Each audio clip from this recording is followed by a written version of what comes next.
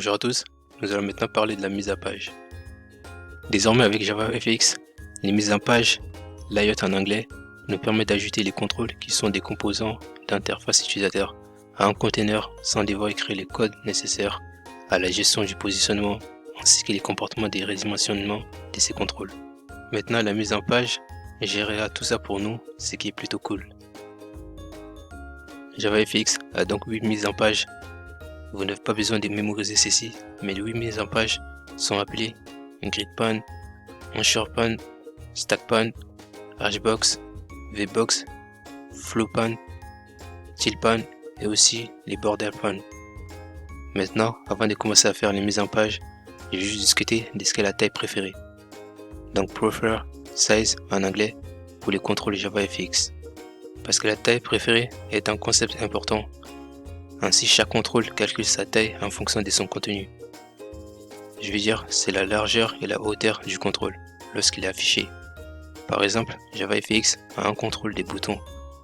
Donc si nous travaillons avec un bouton, les contrôles du bouton se dimensionneraient de sorte que sa bordure s'adapte autour de ces textes. Alors, je vais commencer à créer un nouveau projet et choisir JavaFX. Et je vais l'appeler layouts.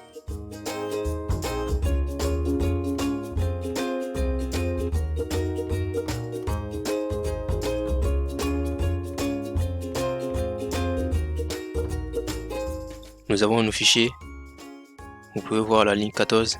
Pour le moment, il est défini sur 320 et 240. Et si on exécute notre programme pour confirmer ce qu'il fait,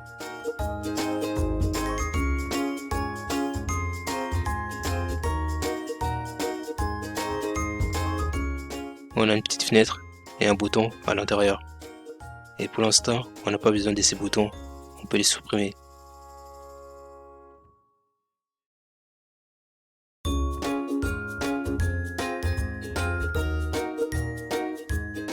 Alors c'est bien d'avoir les petites fenêtres, mais nous allons donner un peu plus d'espace pour travailler. Donc je vais changer les 320 à 500.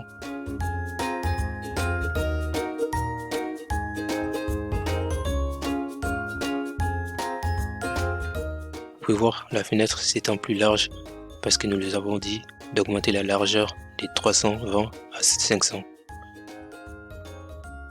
Ce que nous allons faire, c'est de regarder une des mises en page qui est gridpan.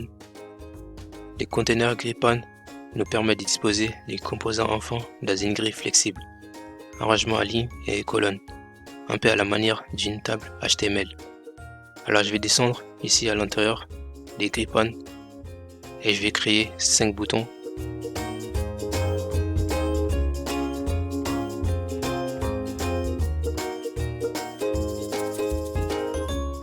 Le premier bouton sera le bouton 1.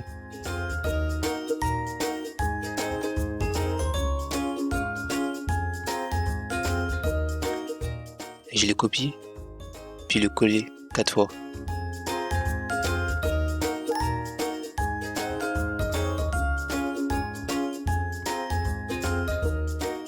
Donc ce sera bouton 2, puis bouton 3, bouton 4 et bouton 5.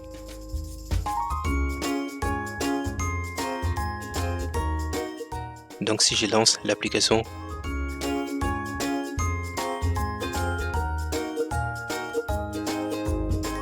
vous pouvez voir ce qui s'est passé. Les boutons sont empilés sur les uns des autres et c'est la raison pour laquelle nous n'avons pas précisé une ligne et une colonne pour chaque bouton. Donc je vais venir ici et taper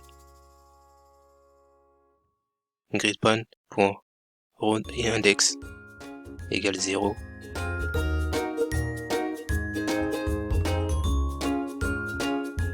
Et gridpan.columnIndex égale 0. Et ce que je vais faire, c'est juste copier ça et les mettre dans les autres boutons.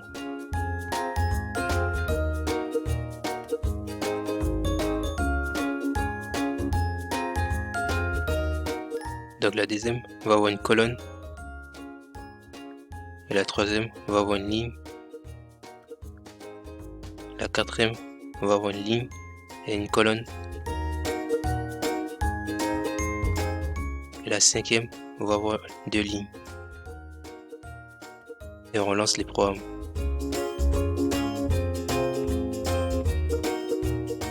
Maintenant, nous pouvons bien voir nos 5 boutons. Bah écoutez, c'était tout pour ces premières vidéos. Dans la prochaine vidéo, nous verrons la deuxième partie. Allez, je vous dis à la prochaine!